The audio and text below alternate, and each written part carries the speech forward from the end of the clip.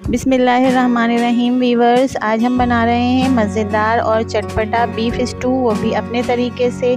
तो ये आपको बहुत पसंद आएगा। अगर आपको मेरी वीडियोस पसंद आती हैं तो मेरे चैनल को सब्सक्राइब करें। तो चलिए आइए अपनी वीडियो स्टार्ट करते हैं।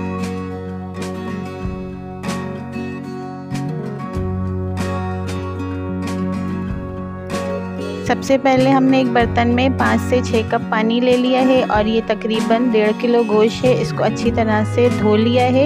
इस गोश्त को हम इस पानी में डाल देंगे। गोश्त को डालने के बाद इसमें हम 5 to 6 टेबल स्पून चॉप किया हुआ लहसुन डाल देंगे। लहसुन को इसमें डालने के बाद इसमें हम 5 to 6 टेबल स्पून चॉप की हुई अदरक डाल देंगे। अदरक के बाद इसमें हम 5 से 6 दरमियानी साइज़ के कटे हुए प्याज डाल देंगे। अब हम इसमें पिसे हुए और साबुत जो मसाले डालेंगे उसमें शामिल है 1 टेबल स्पून ज़ीरा, 2 बड़ी इलायची, 1 टेबल स्पून काली मिर्च, थोड़ी सी दालचीनी, 1 टेबल स्पून लौंग, 1 टेबल स्पून हल्दी, 1 टेबल स्पून नमक, 1 टेबल स्पून लाल मिर्च पाउडर, 1 टेबल स्पून धनिया पाउडर। अब इन सब गरम मसालों को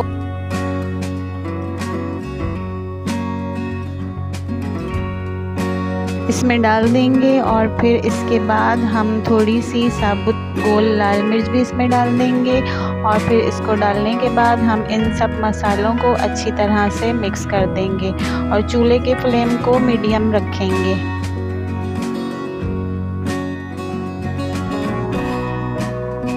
इन सब मसालों को अच्छी तरह से मिक्स करने के बाद इसमें हम हाफ़ कप ऑयल का भी ऐड कर देंगे और इस ऑयल को भी इन सब के साथ अच्छी तरह से मिक्स कर लेंगे और फिर इसको कवर करके हम इसका पानी खुश्क होने तक पकाएंगे।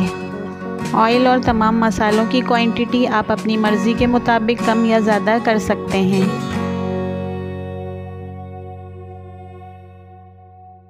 तकरीबन 15 मिनट हो गए हैं लेकिन इसका पानी अभी अच्छी तरह से खुश्क नहीं हुआ है। इसको खुश्क होने में अभी थोड़ा टाइम लगेगा और इसमें हम बार बार चमचा नहीं चलाएंगे। इसको अच्छी तरह से खुश्क होने देंगे और इसको अब हम कवर करके थोड़ी देर और पकाएंगे।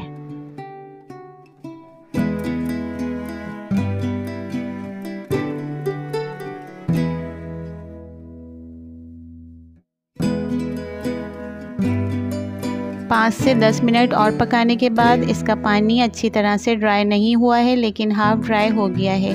अब इस स्टेज पर हम इसमें 4 से 5 बड़े कटे हुए टमाटर ऐड कर देंगे और टमाटर के बाद इसमें हम 4 से 5 बड़ी कटी हुई हरी मिर्च ऐड कर देंगे और इन दोनों चीज़ों को इसमें अच्छी तरह से मिक्स करने के बाद इसको कवर करके इसका पानी ड्राई होने तक पकाएंगे।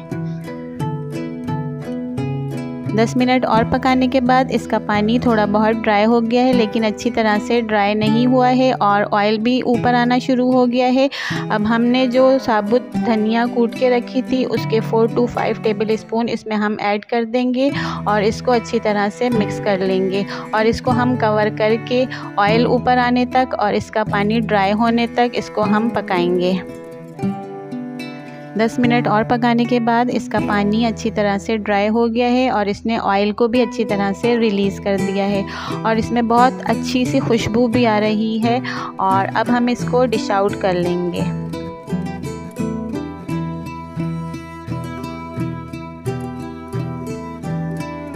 तो व्यूअर्स, बीफ स्टू बिल्कुल रेडी हो चुका है और हमने इसको डिश आउट कर लिया है। अब हम इसको कटे हुए हरा धनिया से गार्निश कर लेंगे।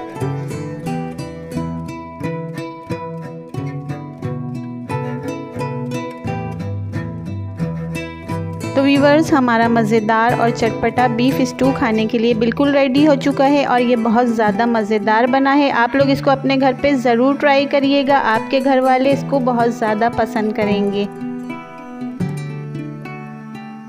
और अगर आपको मेरी वीडियोस पसंद आती हैं तो मेरे चैनल को सब्सक्राइब करना और मेरी वीडियोस को फ्रेंड्स के साथ शेयर करना और लाइक करना मत भूलिएगा। अल्लाह हाफिज़।